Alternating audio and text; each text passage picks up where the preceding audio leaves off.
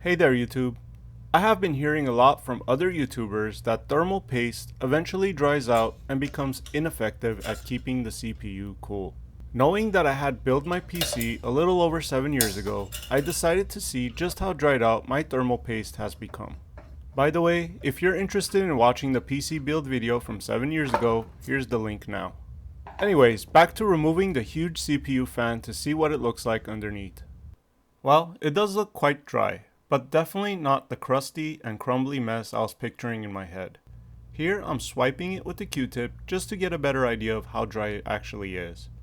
And it's certainly drier than normal paste. See how easily it comes off instead of spreading around like a paste.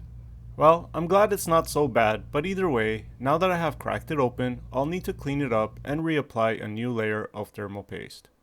I decided to just use whatever paste I had on hand at this time. And I've actually had this tube of paste for a few years. But after doing some research, I learned that paste does not expire for a very long time.